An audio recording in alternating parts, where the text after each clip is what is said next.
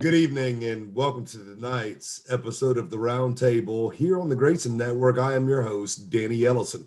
Today is February 17th, and tonight we have a few topics we'd like to discuss as a team and simply share with you in that process. All the way from everything going on with our current election base and our former president, Trump. Well, what's to come here in the future? Are there certain predictions that have floated around out here in the world that might actually lead to something, or we might even go down the road of the Kingmaker Declaration? Who knows? Is McConnell really who we thought he was, or did Trump give us a warning early on? All of that being said, join us tonight as we travel through our recent topics. I'd like to start our show tonight by welcoming Catherine Bernard to the panel. And Catherine, in all reasons of purpose, maybe there's something going on here in the state of Georgia we need to know about. So I'll yield to you. 7 minutes. Talk to us. Oh, there's so much going on in the state of Georgia that we need to be worried about. As is always the case when there's some big national distraction, you got to look at what people closer to home are doing. And of course, the closer to home it gets, the kind of the more boring and hard to explain it gets. Everybody knows what you're talking about when you say the impeachment trial or the Capitol riots. You've got these big national stories, but it's so much harder to keep track of what our own communities are up to. And so that is just a continual challenge, finding out what is going on in our own communities, in our own states, and trying to get some oxygen for those issues, as opposed to just the national ones that are getting, bleated out all over the CNN chyrons every single day around every city, in the country. We know that's how media works. A lot of it is the financial incentive. It's a lot cheaper to produce one story and send it out to all of your different affiliates than to come up with good local reporting. But it does mean we all need to kind of take up the banner of figuring out what's going on in our own communities. And frankly, I've seen a couple of things coming through the Georgia legislature, and they just all seem so bad. The election law overhaul that's being suggested. I think I mentioned a few weeks ago that David Ralston had created a special committee just to handle election reform issues, instead of having it in the usual governmental affairs committee, which again, to me, that's setting it up as a political circus rather than just, hey, this is something that we need to do. And so here's where I actually want to commend Fulton County. Those of us who are not in Georgia, Fulton County is where City of Atlanta is, and where you probably heard about all of the absentee ballot issues happening. So they've just voted to fire their elections director, and it was a 3-2 vote on the Board of Elections. The Board of Elections is made up of, I believe, 3 Democrats and 2 Republicans in Fulton County. And so one of the Democrats crossed party lines and actually nominated, put forward the motion to fire Richard Barron. And so she mentioned, it's not just about 2020, but they have had continual absentee ballot problems in 2017, in 2018. And so again, these are the stories about what's actually happening in, the way that these election offices are being administrated. But, to hear the national news talk about it, anyone talking about election integrity or questioning the results in any way, might as well have gone up and, shot the Lincoln Memorial in the head as some sort of horrible insurrectionist. So I want to just continue to echo, we have got to keep normalizing the election integrity discussion. It's not about Trump or any one particular candidate. It's about making sure that all of us can have faith in our election system and security, transparency, and accountability. Now, of course, we know that those are big challenges for government, and unfortunately, there's a lot of times when it falls very, very short. It's sort of a continual battle. But at the very least, we have to make sure that election integrity does not automatically become insurrection or sedition. We've got to make it clear that these are normal, natural, healthy conversations for Americans to have. And I mean, it's a dangerous place that we're in when so many people are engaged in that kind of crime stop, to borrow the term from George Orwell's 1984, where, it's not so much that people think an idea is wrong, they're just sort of conditioned to, whenever it gets brought up, to find it kind of boring and repellent and off-putting. And, that's just not the sort of thing that nice people think about. So it's that point where you're not even able to intellectually engage with your fellow citizens on the mechanisms of your own government, where things become really dangerous. Because there's only two methods of changing somebody's mind about something, and that's persuasion or force. And it's true that the bigger government gets, the more and more we have been relying on force and conditioned to expect the government to come in and step in and use force against our neighbors to enforce our preferences. We've been going in a bad direction on that for a long time. But it's the kind of thing that maybe the silver lining of kind of this national crisis of legitimacy is that it's time for us to have a conversation about it, that people who weren't necessarily activated to these issues during the Ron Paul years or in decades past, now they're paying attention, they're recognizing, hey, even if I voted for Biden, I'm sure nervous about what the military industrial complex is up to. Hey, even though I voted for Trump, I'm, not really happy about the direction of the Republican Party. And so it's even more important to challenge the narratives that are being pushed rather than just get caught up in, picking a predetermined side, because that's how we're going to lose. If we, if constitutional conservatives are forced into playing the part of, the backwards insurrectionists against the concept of a liberal democratic constitutional republic. And unfortunately, that's what the media has been so successful in doing. So I find myself kind of torn, do you spend your time on these local important issues, trying to reach out to your neighbors on the specifics, or do you try to wade into these big national questions that, are potentially going to determine how the history books look at, this era?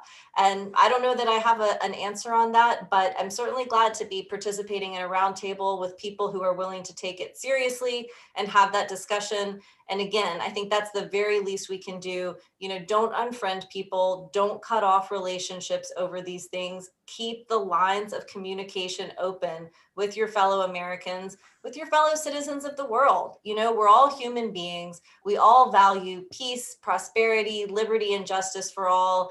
And, the more that government gets in the way of that, whether it dresses it up in, the red team or the blue team rhetoric, it's about humanity. And so that's what I'm trying to hang on to, as I hear the latest news out of the Georgia legislature. As I mentioned, the election law reform stuff, not real good. They're also trying to give themselves additional secrecy so that they can discuss cybersecurity, not in open session. And again, they're really just forgetting that representatives aren't supposed to be more equal than others. They're just supposed to be representing us. So those are my thoughts for tonight, and looking forward to hearing what everyone else has to say during these interesting times. Well, Catherine, definitely stay on board with us. And I appreciate your introduction to the show this evening. And I would argue that, there are two ways to move a mass group of people, and that's to compel them or to force them, as you said. But, the Constitution provides that maybe we should just sit down and have a meeting. We don't have to compel. We don't have to force. Maybe we could just decide as the people. Derrick, coming to you for just a second, and let's bring you into the show tonight. And I know it's a weird time to bring up this topic. It's a little bit on the heels of it, but I think there's a lot of meat and potatoes in this conversation. Let's talk about the acquittal of Trump for just a second, right? So we go in here and we watch the House come together and 7 Republicans jump and bail and they want to impeach Trump. Was this duck not dead in the water before it even took off? Yes, it was. So I'm glad that Catherine has continued to bring this up. She pointed it out last week, and I heard you, Catherine. I got what you were saying. The goal, whether Trump did it or not, is to paint this as something that will stick in the minds of people. And Catherine just mentioned it again. insurrectionists. We know we are not insurrectionists. We know we did not riot when we were there. Um, we are aware of that. But when people were calling me and asking me, was I okay? I was bewildered. Why would I not be okay? Well, the media was saying that there was rioting. So people believe that, and they still believe that. And I think people like Catherine trying to get through the noise is not being heard. And those people are many of us. We're not getting what's really happening and what they are doing. So yeah, it was dead in the water, wasn't going anywhere. If people now I'm shifting gears. If people really understood what was happening, they were going to do the witnesses. Democrats and rhinos work in this together. And I'm going to step out on a limb. Hey, look, Jack, you know what?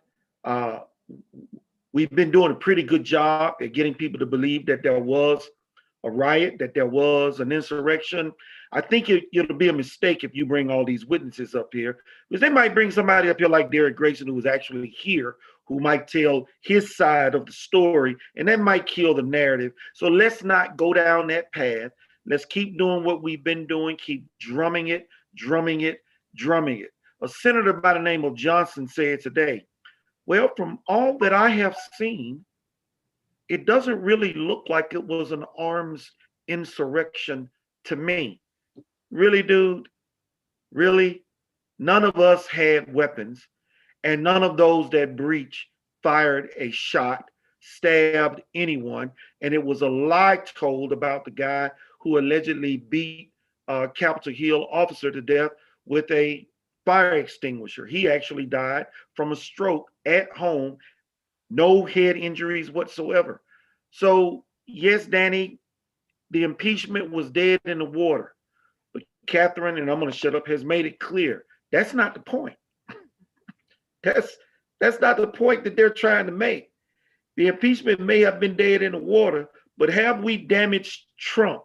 Have we destroyed his credibility? Have we maligned all of Trump's supporters as violent insurrectionists? That is the point, Danny. And well, Derrick, I'm gonna get on to you again, because here we are, another episode of the Round Table where you steal some of my thunder, and we will get into the point. We will get into that, but right now we're still at his acquittal. We'll get there, Derrick. But if you'll just brew for a minute and get your thoughts together about the Kingmaker Declaration. Brian Slawinski, I want to come to you. Trump's acquittal, right? So you and I have had a long-standing conversation based and relationship based on the Constitution and things of the sort. And I would argue, and you have a little bit more expertise within the Constitution than I do, but I think we both read the same Constitution. I would argue that the duck dead in the water took place at the second the articles were announced. Brian? Well, exactly. Well, welcome to all the viewers out there. Welcome to the panelists, and thanks for the question, Danny. I think you really got to look at it was dead in the water from the beginning, and the first person that really called it a dead duck was the Chief Justice when he decided he wasn't even going to be a part of it. He called it a dead duck from the beginning because he knows what they were doing was unconstitutional. They were just literally, it was a theater. It was what was going on. And all they were trying to do was paint Trump with such a brush that he would not be able to run ever again for office, and to paint all the supporters and everybody who was in Washington, D.C. on January 6th as insurrectionists, somebody who's going to overthrow the country. And that's just wrong, because that's not what happened. If you actually look at it, you look at it, a lot of it was pre-planned beforehand. Stuff was going on while Trump was speaking. This was already going on. So if you look at the timeline, people were already, but you won't hear that from the mainstream. You won't hear that from the mainstream media. Well, Brian, let me swing in, and I don't mean to cut you off, but I do mean to cut you off all at the same time. Listen, if it were Black Friday in front of a Walmart in Toledo or Arizona, Atlanta, and people were to act out of insurrection, to storm the door to get to the flat screen TV, and they were to trample elderly, women, and children, causing severe bodily harm. What's the difference? And why is this now national news and a national uprising that involves the Congress? But if it happens at Walmart over a flat screen TV, it's no big deal. It's because they used it to paint Trump, because there were Trump flags all over the place. They wanted to paint Trump in a bad light and show all the Trump supporters in a bad light to justify the so-called election of Biden,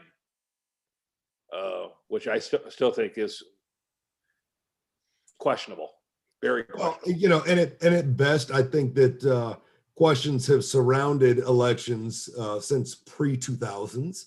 And I think that this is a conversation that history will reveal more facts than any of us have the power to possess. But, you know, when we talk about this, you made mention that this was a way to paint Trump.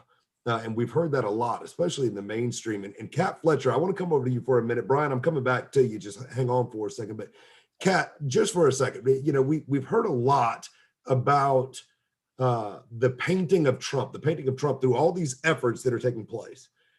My concern in that this isn't about painting Trump.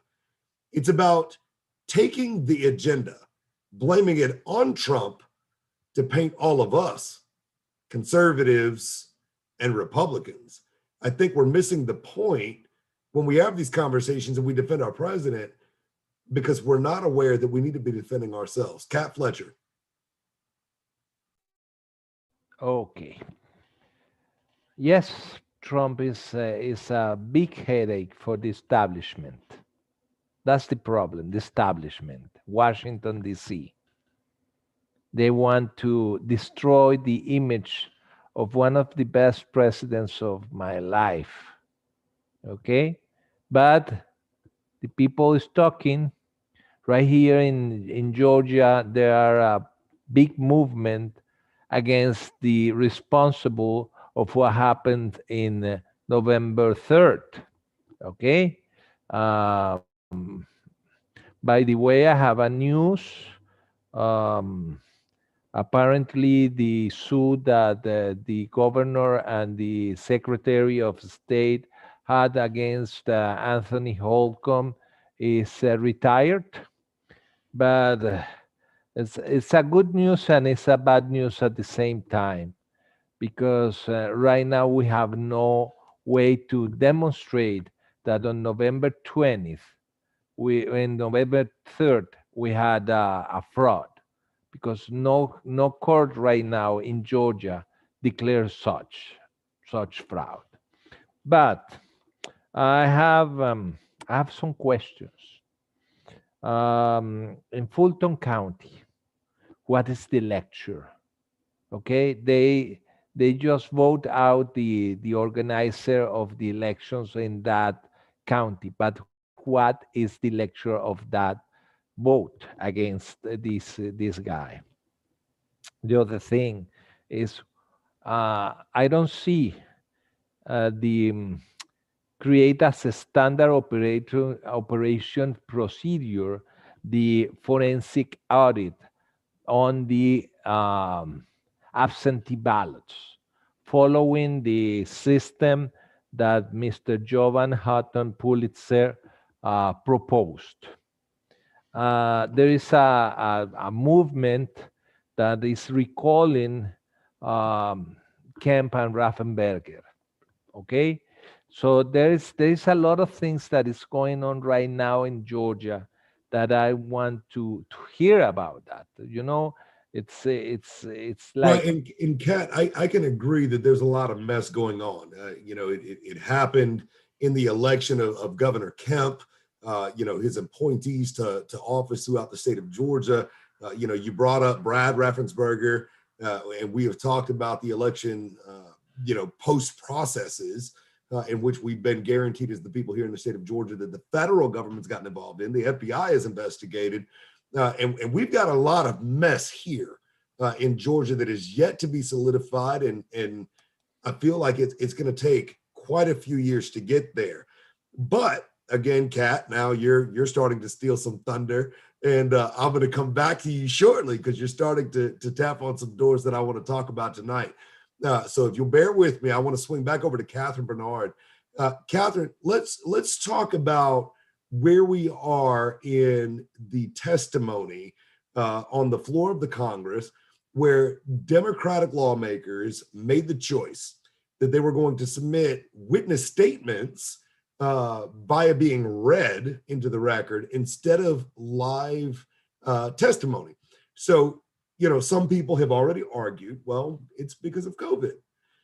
But unfortunately, there's other hearings taking place in the same halls of our Congress where people are presenting in person and testifying. But for some reason, it was just in this case, in Trump's case, that we were reading to the record. You as a lawyer, tell me, please explain to us and our viewers, why would that take precedent, and why would not a single witness be called to record in live testimony? Well, there's a lot of different options there. You could go for the most malicious ones, which is that they did not even want to expose themselves to any cross-examination or the possibility of people like Derrick Grayson, being called as witnesses because it might break open, the carefully constructed narrative. But you could also say that. If you were making the most charitable argument possible to the Democrat impeachment managers, they would say that given the amount of live footage that was taken of the events and the fact that everybody's statements were a matter of public record, that there was so much evidence that could be entered into the record that way, basically, evidence that is the best evidence for itself, that you don't necessarily need the live witnesses under those circumstances. I think that's a little bit of a weak argument. The Constitution does provide the confrontation clause. You do have the right to confront witnesses against you in any criminal proceeding, and an impeachment would be a criminal proceeding, because it does have, potentially, you can have your property rights in, the right to run for office. You can have that removed. So I think you could argue that the confrontation clause would apply as a matter of law, but I mean, as a matter of principle, it should apply, because really you can't trust evidence that is presented without an opportunity to question it, because anybody can, say anything in an affidavit. And that's why we never allow those in criminal trials. Nobody is allowed to just read their evidence into the record. You have to appear personally. There are certain exceptions, such as the child hearsay statute, where a child who is the victim of a sex crime, their videotaped statement may be used in lieu of presenting the child themselves. But again, these are very limited exceptions. In general, the principle is that cross-examination is the engine of truth, and that if somebody's evidence is presented without the opportunity for challenge, that it does not have as much validity as it would if the defendant had the right to challenge it. And so since we didn't see that there, it was much more of a controlled narrative by the Democrat impeachment managers. That said, I think we have to be fair that the Democrats did a very good job putting together a very emotionally and compelling presentation. I heard a number of people talking about how they found it to be, that they weren't too worried about the riots before, but after the presentation by the House Democrats, they found themselves much more worried. I think it was Stacey Plackett, I believe, from the Virgin Islands. They actually had a prosecutor working on the case. And so she's become a bit of a new media darling, which again, I look back to the protests of last summer when we were all so angry about police brutality and prosecutorial overreach. And now, of course, that we have Kamala Harris in office as vice president, now we're back to cheering prosecutors, which That's a problem in and of itself. But certainly the lack of live witnesses is a problem. And I think it's going to point to problems that we're going to be having in jury trials here in Georgia and elsewhere. Just today I was in a conference with a judge down in Dodge County about plans for a jury trial down in April. And the co-defendants who are going to trial, the lawyers had to specifically say, we request that all witnesses be live witnesses. And that just, it strikes me as we are in a very dangerous place constitutionally, because I've never heard that question before. That's been something that has been an absolute given in all of the things that prosecutors and judges can fudge. They can't get away from actually having to bring the witnesses to court and have them face cross-examination, face the scrutiny of open court. And so if we get away from that, we are down a very dangerous road indeed. Catherine, you bring up two very incredible points. And the first is the legal ramifications of the processes all the way from the Supreme Court down to states' Supreme Courts, district and federal circuit, and of course, local. And so with that, I speak legalese, and Catherine, I want to come back and double tap. For those of you that are watching this evening, the due process of law and your right to face your accuser, somebody that has accused you of a crime, is the process that Catherine Bernard was talking about submitting witness statements in front of a trial, if you will, without the evidence from a witness compelled with their emotion physically there, so that their statement is submitted to the rule, but nobody is allowed to ask questions about their statement and be able to find loopholes in it, problems in it, or to be able to counteract it. And Catherine, thank you so much for that contribution. One other thing that you had mentioned was the fallout of these legal decisions and how the courts are operating. And if our team here on the Grayson Network would make a note, I would like to schedule a show where we talk about the legal ramifications at the local, federal, state circuit levels about what this closed court system is doing. I would like to dedicate a whole show to that. Now, that being said, and Catherine, if you would be open to meeting with us, I think all of our viewers would be in support of your insight there. Now, shifting over, Derrick Grayson, coming to you. I promised all of you that I'm coming back to you. Kat, Brian, stand by. We are going there, but I need to flow in fluidity right now. So we were talking earlier about Trump's Kingmaker Declaration.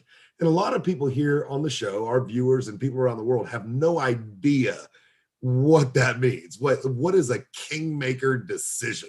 And they instantly start seeing 1990s films filmed in the African Sahara. So Derrick, the floor is yours. Let's talk about it. Okay. So you've all heard me lament about if, rhinos didn't do what they were supposed to do, Trump would be governing by executive order, and they could be wiped out with a stroke of a pen. We saw that with Joe Biden. I think he did 14 EOs the first day in office. And the thing is, Trump was so popular and accomplished so much across the board. None of that put a damper on his popularity. And the last thing that the Democrats wanted, and I said this in the past, that the Democrats and the rhinos are patient. If they can just make Trump look bad, keep him limited to executive orders, when he's out of office, things will go back to what they used to be. Well, that's not going to happen. I put a post up today that they say the bloodbath between Trump and the GOP has begun. It has. He and McConnell have already come out swinging, and Trump made a Kingmaker Declaration yesterday. And what that is, I don't believe in the monarchy, and so that's not what I'm talking about. But in political speak, that's saying if somebody taps you on the shoulder, somebody who has The voice, who was that? E.F. Hutton, when E.F. Hutton speaks. I think when I was growing up, that may have, yeah. So Yes. Yeah. when Trump speaks and taps somebody that is a non-establishment conservative, that is one of the greatest fears that Democrats and rhinos could have. Because if you were to put just 7 or 8, my dad told me this a long time ago. He said, son, always stand. Why? Because one spine can stiffen a whole room full of cowards. And I remember watching Platoon when Charlie Sheen was in the foxhole and the VC were all around shooting, and all of a sudden he just jumped up out of that foxhole and just went to going at it. And the black guy that was sitting in there with him saw what Charlie was doing and jumped up and did the same thing.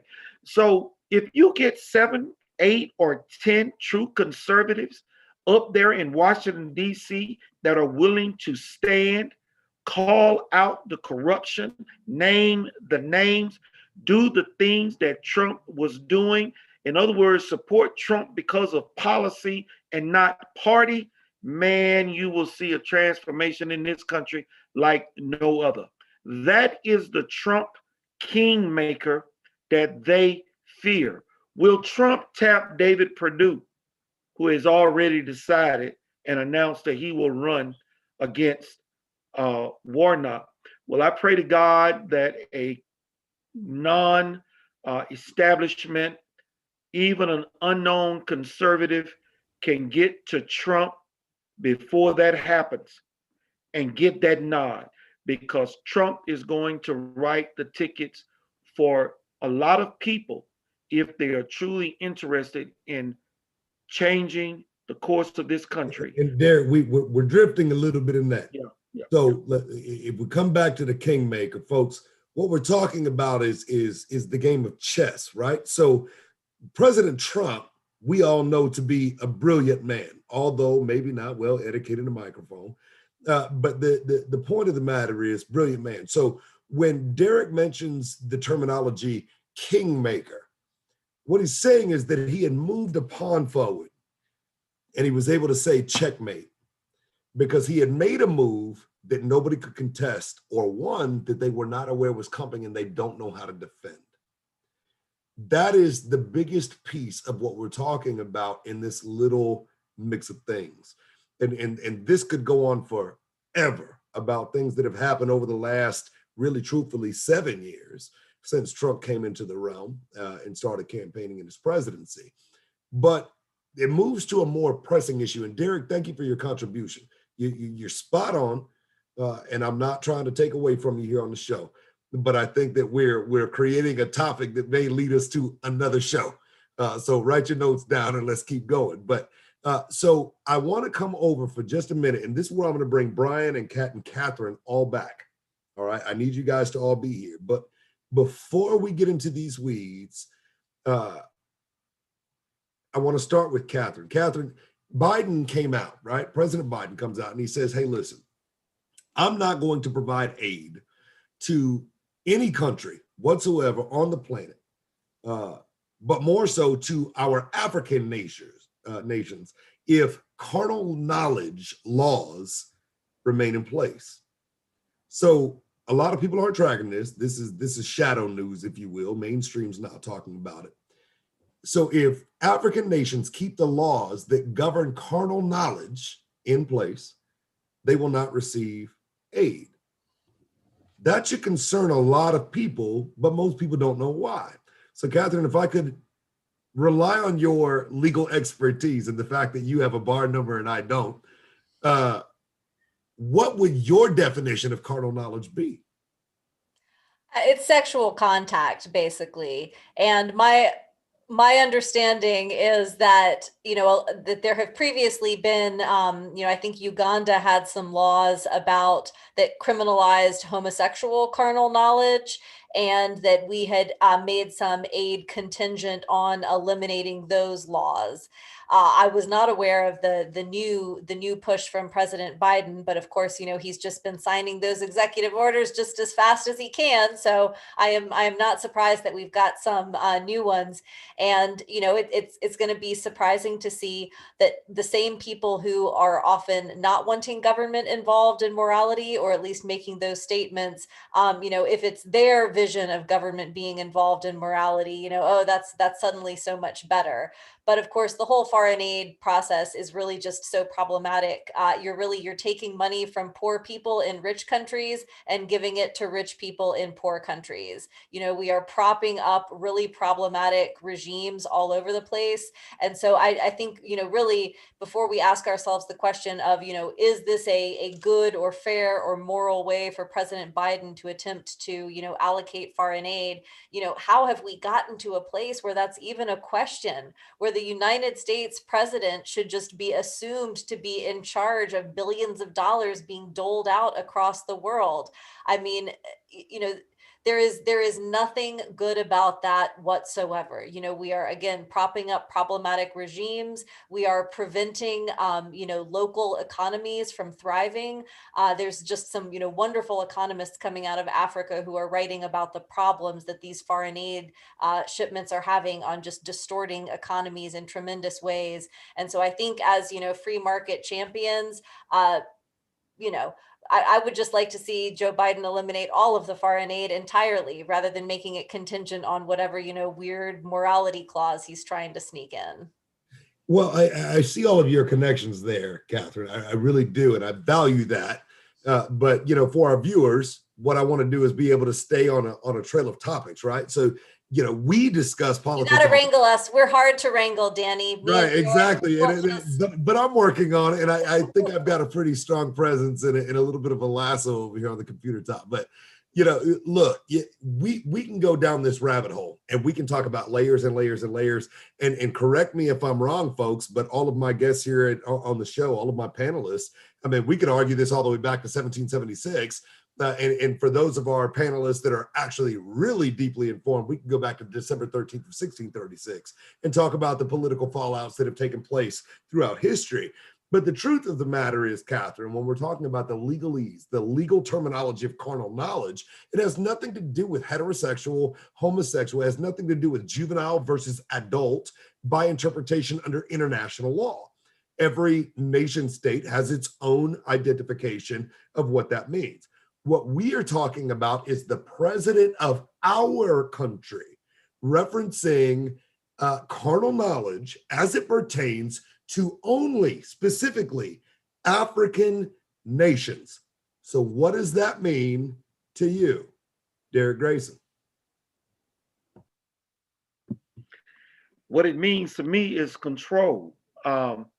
Understand, this is not a new policy for Biden. This policy was enacted under Barack Obama. This is simply a re-implementation of that policy that Trump rescinded. Okay, hold on, Derrick. I'm gonna stop you. Say that one more time for the record. This is a re-implementation of a policy that Obama put in place, of which Trump put down. Joe is just simply putting it back in place. This has been around. This was around under Obama.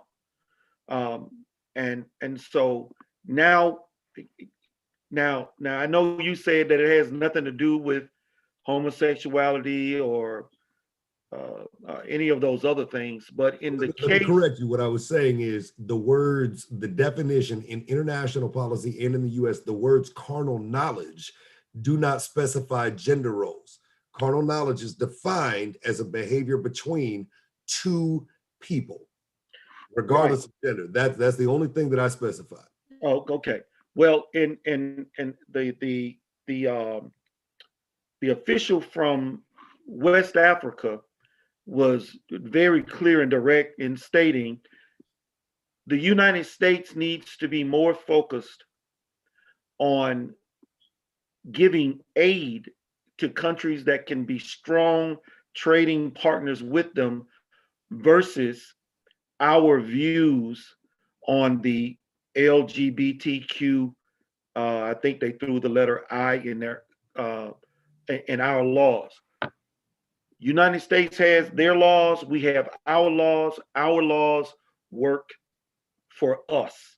And that's essentially the point that they were making. And I remember when this happened under Obama, they didn't like it then. They don't like it now. But what is ironic is that these are African nations.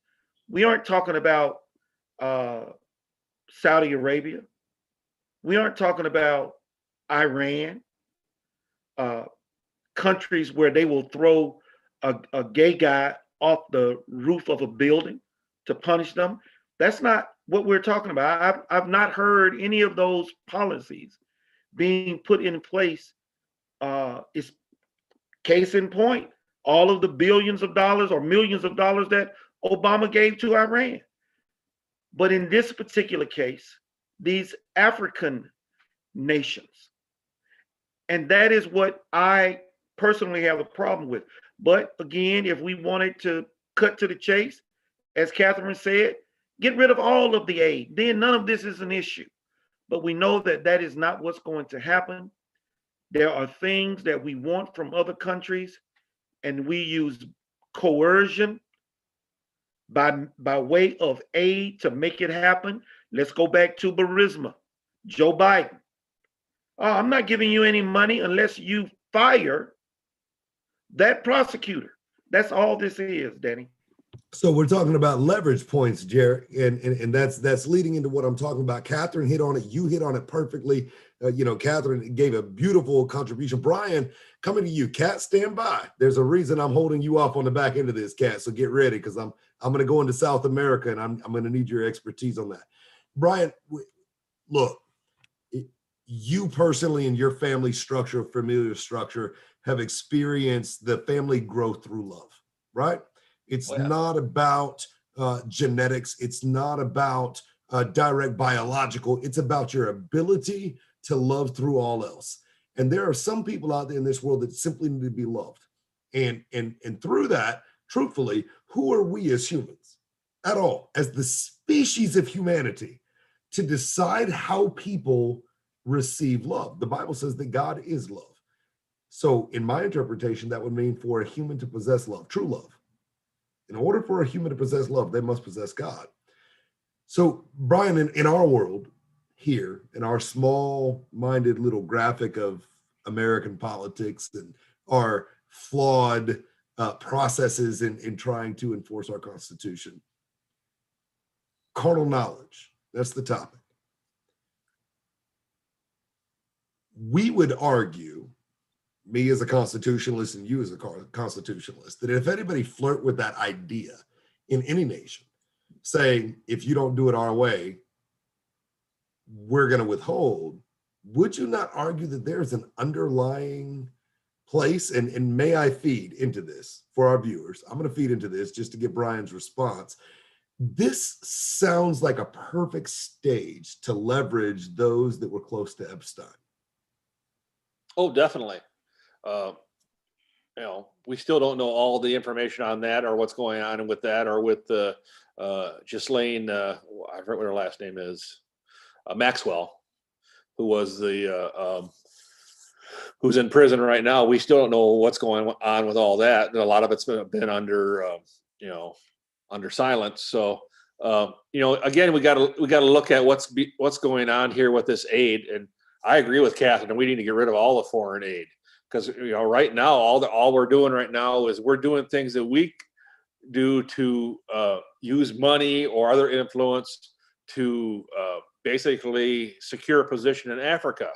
That's what China's doing too. China has been doing its best to get all the resources it can from Africa, especially when it comes to minerals, mineral rights, drilling rights, stuff like that. And the United States, right?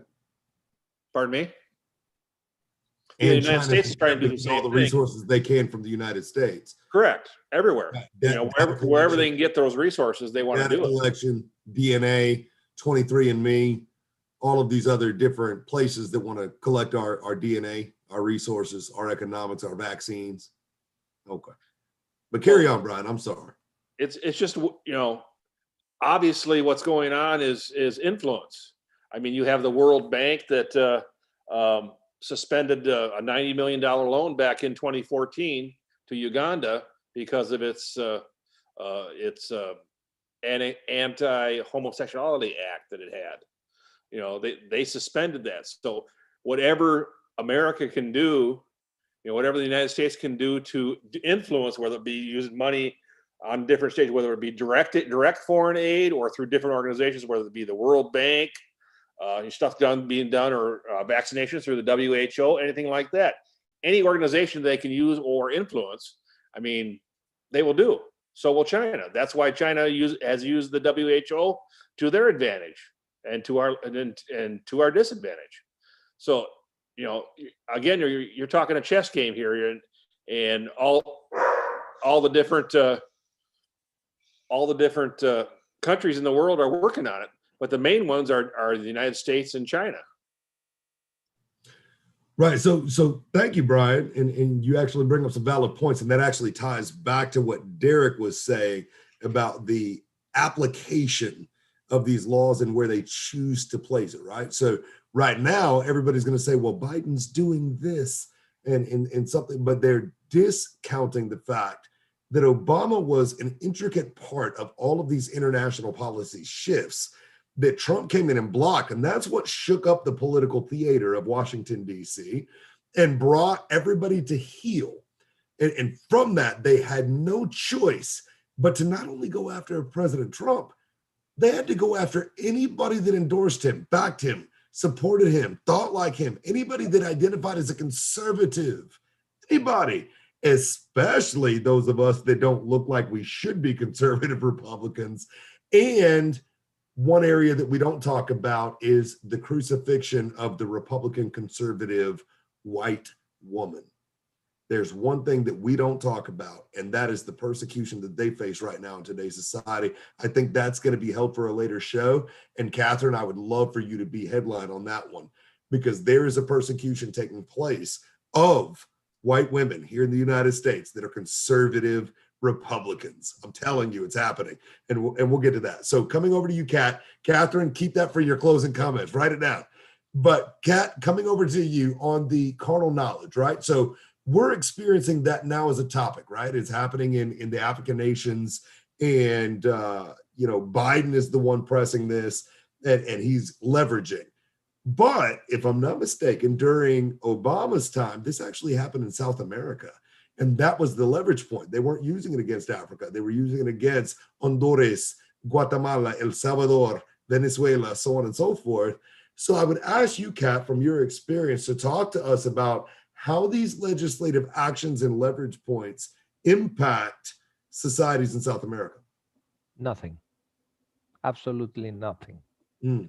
China is actually the owner of Venezuela. They got all the interest in gold. Venezuela is a very heavy producer of gold. Venezuela is still producing a lot of oil. They produce diamonds, they produce uranium, they produce nickel, and everything is in the hands of Chinese companies. And the same is happening in the rest of South America. It's a very silent but a very effective invasion. So Kat, is what you're sharing with us, in your opinion, of what is taking place between international policy with the United States versus South American nations, that none of this discussion, that this is all smoke and mirrors?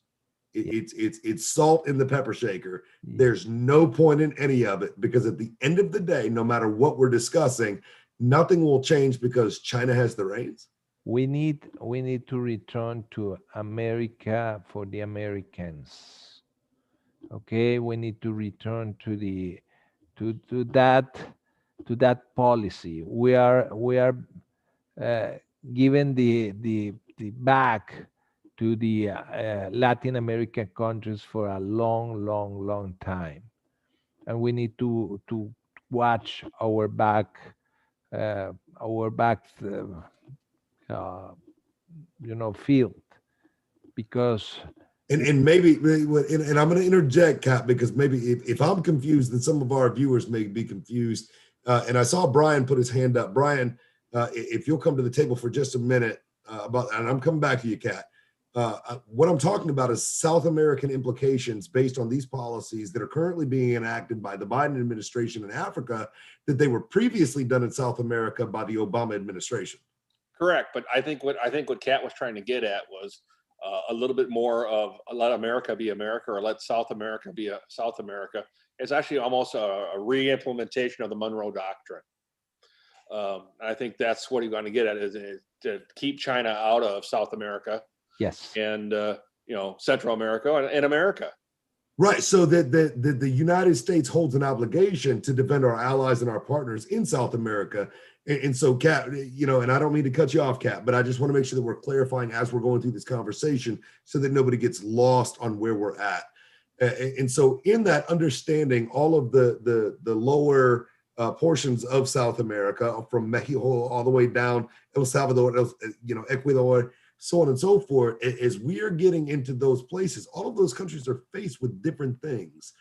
But what I'm trying to converse with you about, and what I'm trying to bring up, is that during the Obama administration, there were leverage points placed over all of South America, all of those nations, that there was going to be leverage points placed against them if they had instrumental policy in place to protect child sex slavery, the process of abduction, the accountability of citizenship and where people are moving, so on and so forth. And we saw that fallout taking place when Trump took the administration. We saw hordes of people coming to the US border, some of which were cartel members and drug leaders and so on and so forth, that had abducted people's children. The reason Trump cut it off was because the laws were in place that those nations that agreed to under the Obama administration that made it too easy for them to take somebody's child and sell them for access. Am I wrong? Well, the problem right now in Latin America is that we are in the hands of criminal organizations from Mexico down the Argentina, all the way down. That's the biggest problem that we have now. But that happens because we abandoned the Monroe Doctrine many years ago. Okay? Remember Panama, for example. The internationalization of the Panama Canal. That was one of the goals of the Communist Party to reach the rest. I'm sorry. Something is wrong here. Okay. No, you're fine. And your reference of Panama, I think, is actually very appropriate in this for those of us that are remembering our history as to everything that took place through a 12-year period in Panama and its U.S. relations.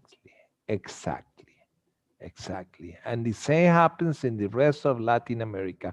What you saw in Panama, it's exactly the same procedure that has in every country in Latin America. If you check right now, all the Latin American countries are socialist, in more or less the party that governs those countries are socialist.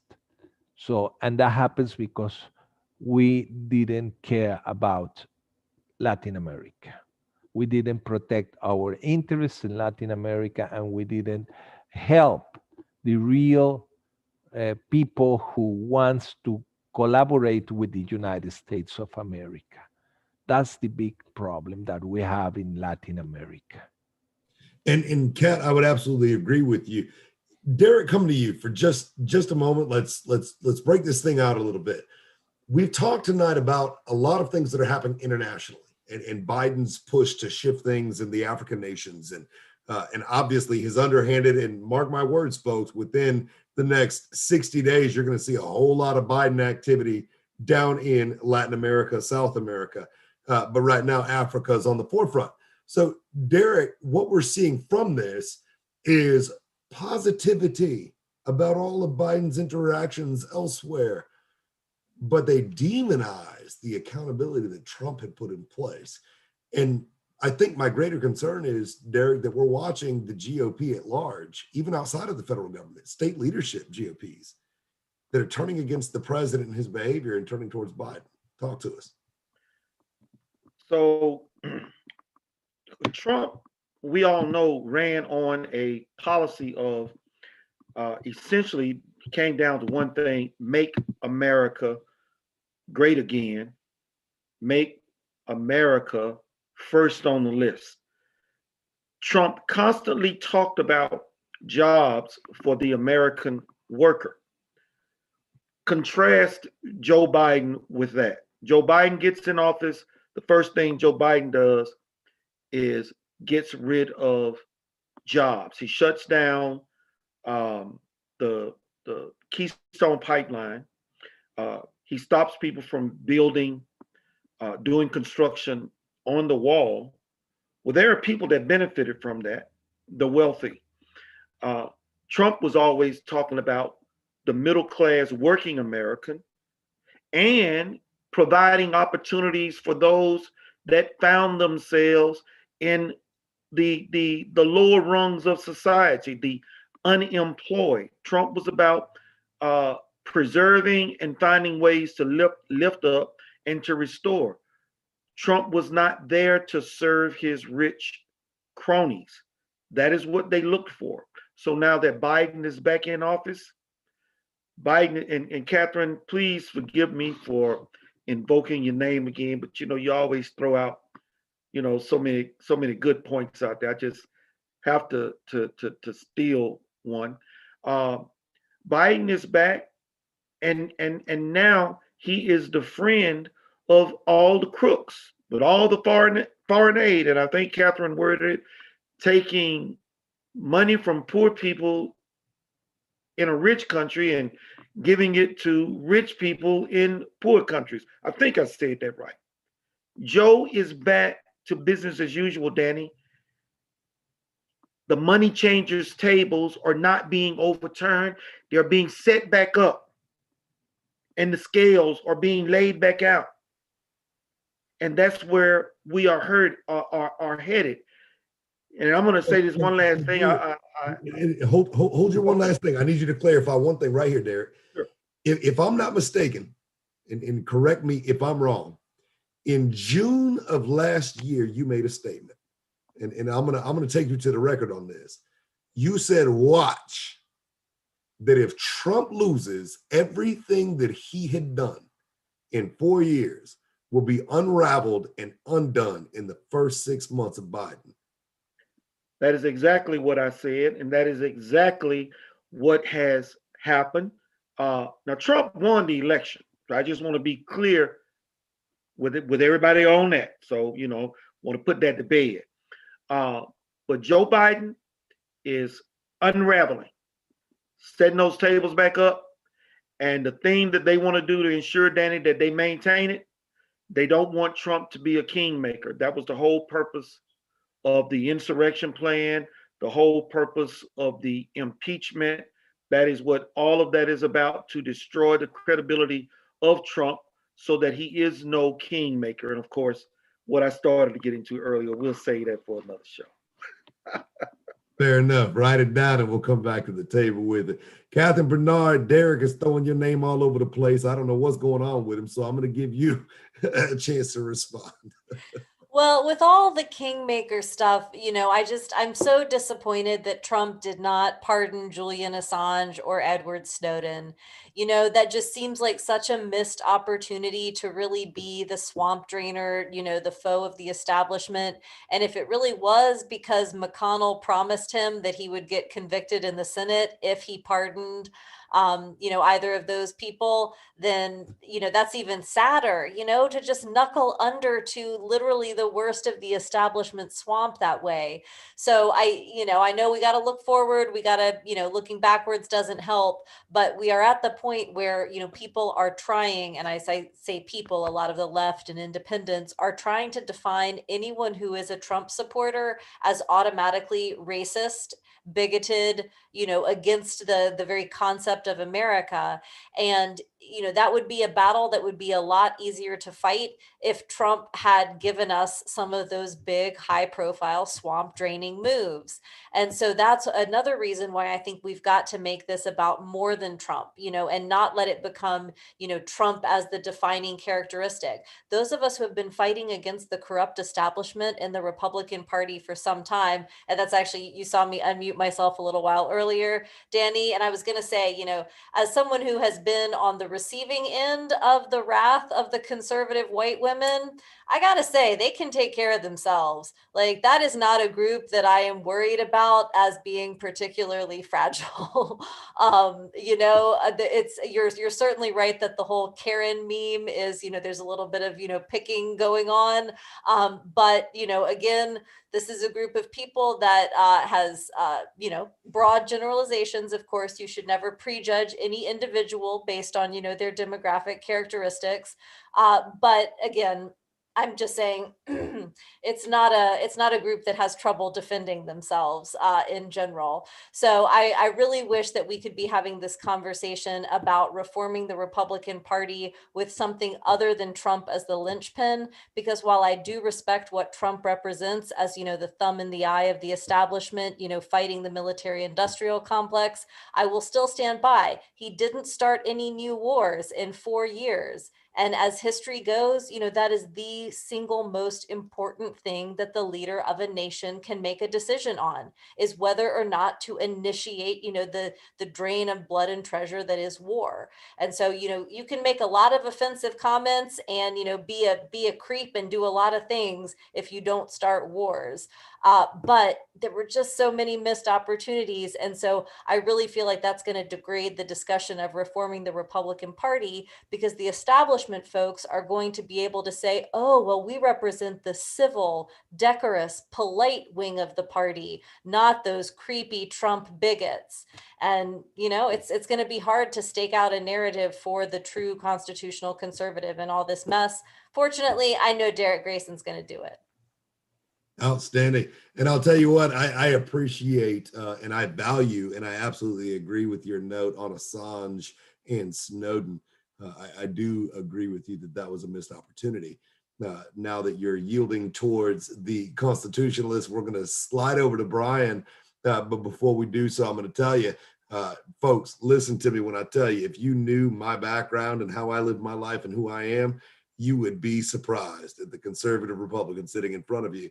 But that being said, it's not about me, it's about us. We are the us of America.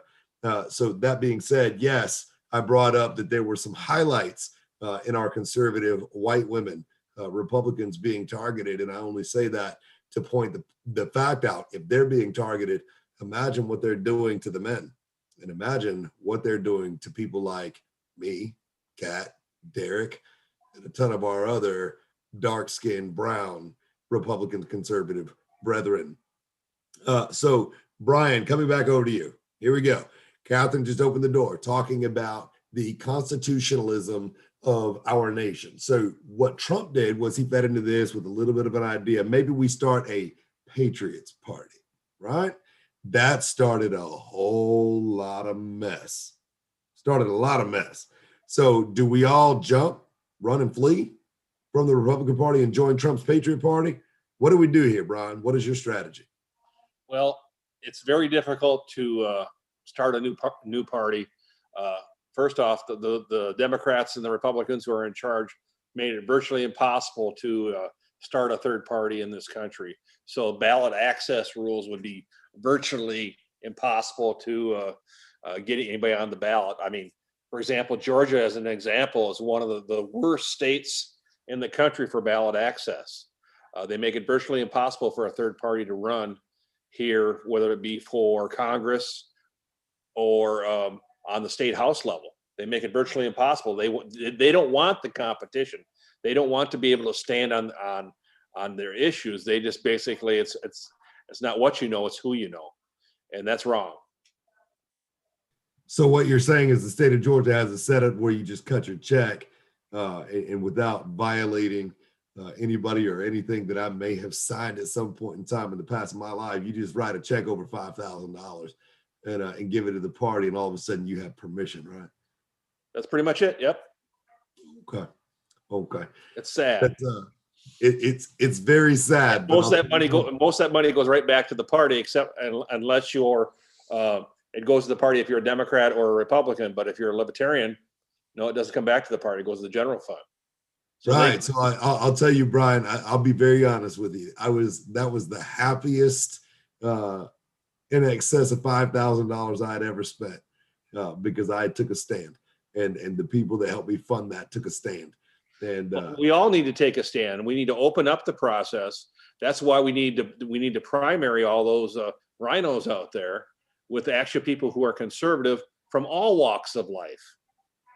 Well, and that's there's actually an alternative out there. That's another show that we should do, and hopefully our staff in the backdrop is taking all these other show notes because we really should do one about political strategy and what to do other than being the candidate.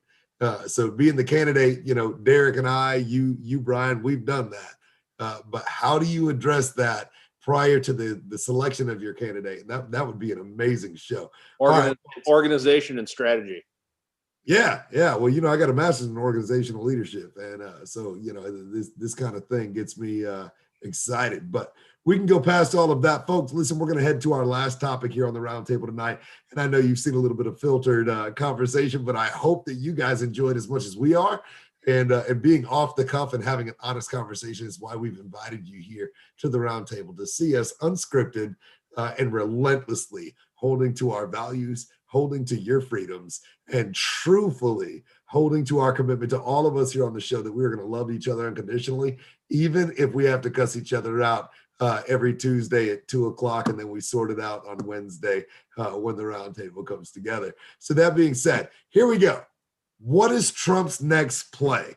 And of course, all of our viewers out there say, well, he's going to run for president in 2024. Well, we could all be so hopeful. But in the meantime, we have a lot of territory, time, COVID, policies, a Congress, a Senate, international rules of law, courts, all of these different things that we have to navigate through. So we're going to kind of reel the whole election of 2024 back in, and we're going to talk about the path going forward.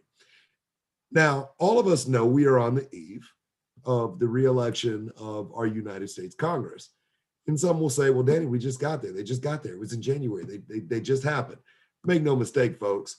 It takes 3 years to campaign for a federal election. And that's for us to all of us that are sitting on there on the show tonight to actually score less than 6% in a race. And we dedicated longer than 3 years. Don't mistake the fact that the people that just got sworn in were starting last year to campaign for what is coming in the next really 19 months. So in turn, Trump is going to come back. Who's he going to endorse? Who's Mitt Romney going to endorse? Who's all the other rhinos up there going to endorse? Let's have a conversation about it here for our last moment. Derrick Grayson, what does this look like to you? Campaigning is getting ready to start just as fast as we got over it. Yes, it is. Getting ready to start real quick. I want to highlight something that Catherine said. I'm sorry, Catherine. You just have to sue me. Here we go. That's a cup of coffee. Yeah, she was right on point. Trump should not be the linchpin of what happens in the restoration of this country. That's not the way our founding fathers intended for it to be. That is the way that it should not be. A party should not be what it's all about either. Brian sent me some things earlier, which I wholeheartedly agree. But here are the realities. And Danny asked me, what do I think? And I'll just use this as an example. If Donald Trump were to tap David Perdue on the shoulder, every rhino supporter in Georgia is going to vote for David Perdue. that would be a problem for me. And that's what makes what Catherine said so important. And I qualified what I said about being a kingmaker by saying, I'm hoping that it will be somebody who will look for the non-establishment, unknown even, candidate that actually believes in the Constitution and understand that his or hers is not to go to Washington, D.C. to be my leader. I can lead myself. I want you to go to serve your constituency according to the Constitution, not promising me anything extra, but guaranteeing that I have equal access and equal opportunity, the same as any other American in this country. That's what I'm hoping that Trump will be. I know for a fact that he is going to be a kingmaker, Danny, but I have not forgotten that he endorsed Mitt Romney, that he endorsed Mitch McConnell, that he hired William Barr, that he hired Jeff Sessions, all of whom failed him, and he admitted. Well, you know what, Derrick, and I'm going to side with you. He did admit that all of that happened. But coming from a non-political background, a non-corrupted background, a non-establishment within the body background, walking in the door, he was given a list of allies, and he had to work very quickly to sort them out. And he had to take the least of evils and make them the most of his support. And he did so. But there's one thing we all know to be true, that before his presidency was over and before he was even out of his third year, he had already spotted them and called them who they were. Okay. So I'm not finding fault, Danny. I'm highlighting what actually happened. And I'm saying that cannot happen moving forward if the role of being kingmaker will bear fruit, because Trump can't run for president in 2022. So worst case scenario, we have 4 more years of either Joe Biden or Kamala Harris. That's just the way that is. And the way we get back on track in this country is in 2022 with at least half a dozen, if not a dozen, of truly conservative constitutionalists that will go and be servants of the people and support 100% of the Constitution 100% of the time. And I will always say, if Thomas Massey can do it, so can I, so can they.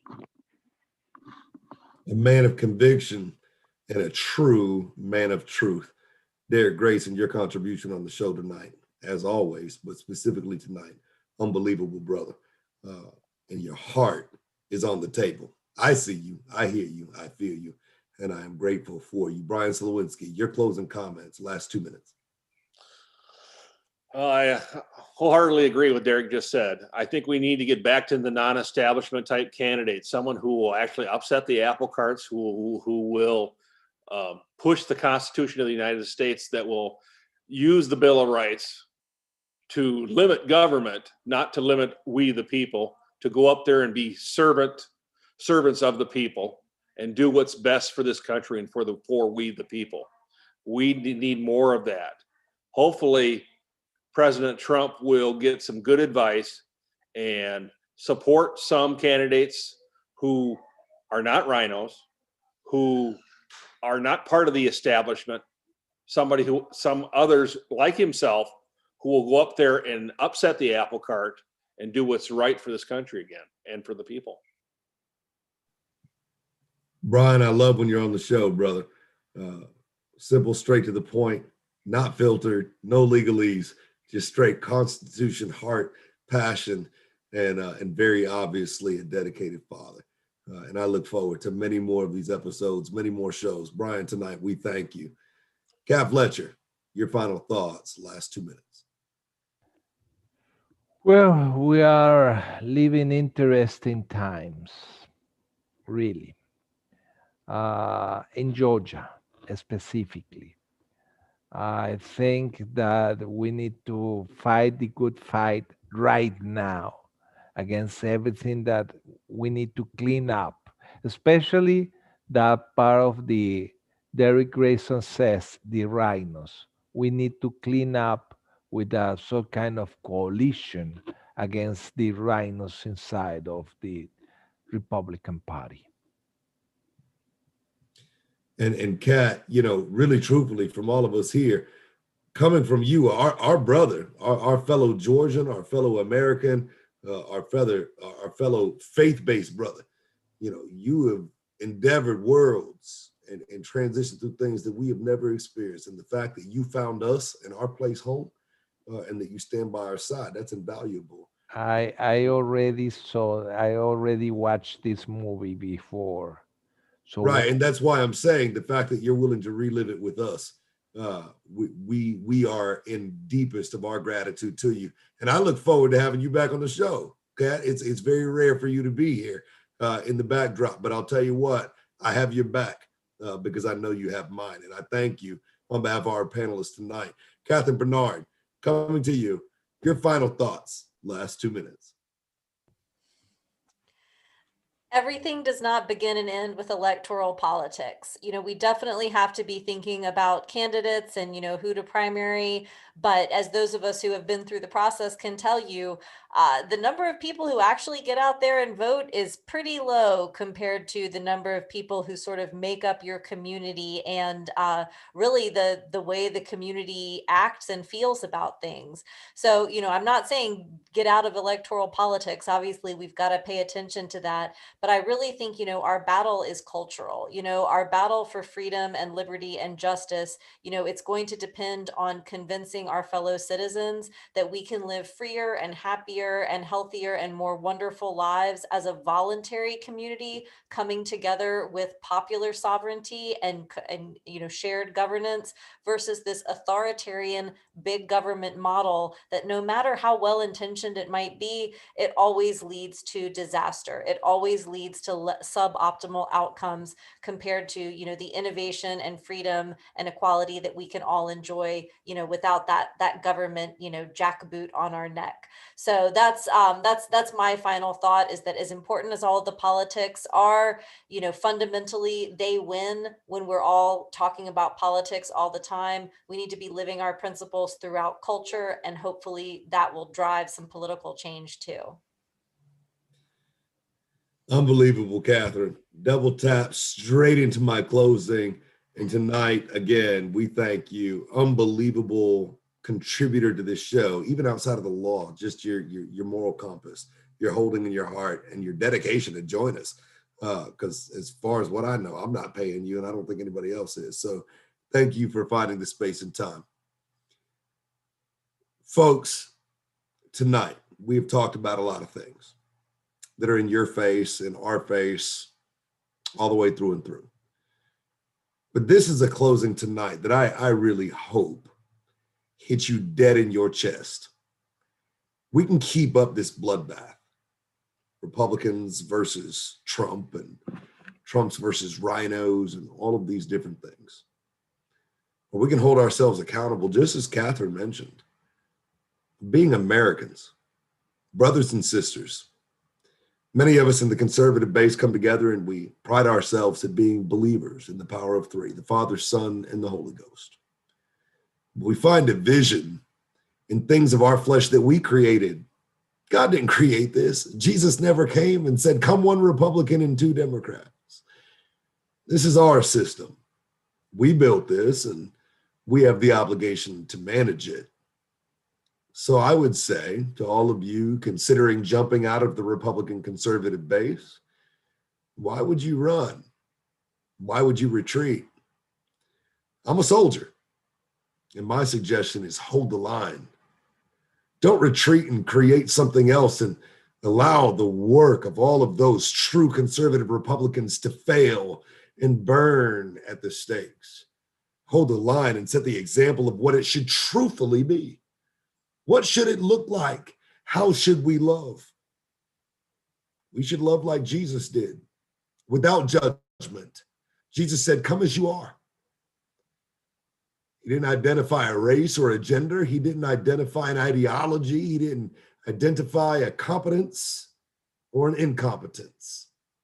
He said, come as you are, for all are welcome. Those who are thirsty and hungry, come to my table. He said, I'll provide all your needs. I got you. That was what Jesus was saying, was I got you back. Just come. Be faithful to the process. Be hopeful in the promise and be dedicated to your purpose.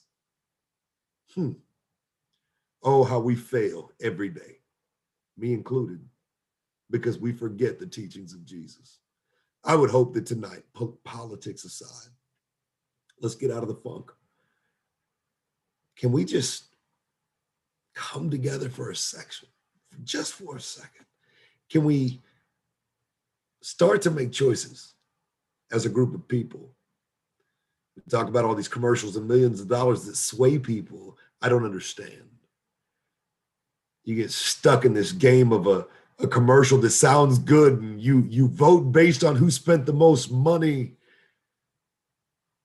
But how much money they spent last Wednesday didn't change what's on your table this Wednesday. It was your work. It was your effort. It was your coworker that had your back, or somebody that covered your shift while you were ill. Maybe you should take the time to sit down and talk with that person about the political implications of decisions that we make. When we all come together, when we unite as one, when we all find balance in the human race, there's no such thing as the black race or the white race. We're all humans. The only race we have is humanity. Some of us suffer different pigmentation. Some get burnt and some get darker. Oh, well, it's the human race. And we are obligated to each other, regardless of all of our differences, that we would protect one another, that we would love one another like Christ would. When you are hungry, just know, you come to me, I'll feed you. When you're thirsty, I'll make sure that you can drink. When you're angry, I'll listen. When you need advice, I'll try my best. And if I can't provide it, I'll call all of these panelists here to join me in finding the solution for you. Just know we are all consenting adults. We have a choice to have a conversation. We can choose not to use our political backgrounds, and we can talk as the human race. We can have conversations about what is right and what is wrong, what is best, what is not. And we can put forth candidates for the offices that represent us that nobody has ever heard of before. But when we do it in massive numbers, we will reinstitute and reconstitute the power that God himself gave us as freeborn on this earth. Don't waste the little bit of time you have. Don't waste it. Get involved, show up, reach out, become educated, become informed. If you don't know, ask. If you do know, tell. Join us, hand in hand. All of us are here. We're ready. Are you? And I'll close with this. The only reason these parties have so much power is because they have visibility. The only reason they have visibility is because they have money. Money buys them accessibility in the things that distract you, like your Instagram, your Twitter, your Facebook, your Snapchat, and all of your other devices that you sit on while your books grow dust. Why are we all sitting where we are? Because we read books. So I would challenge you. We are the party. The Constitution did not define Republican versus Democrat. It said we, the people. I encourage you. Drop your letters. Reach out. Join us. There's more about us that you'll like and more about you that we'll learn to love than both of us think. If you trust me, I can cry with you and I can cheer with you.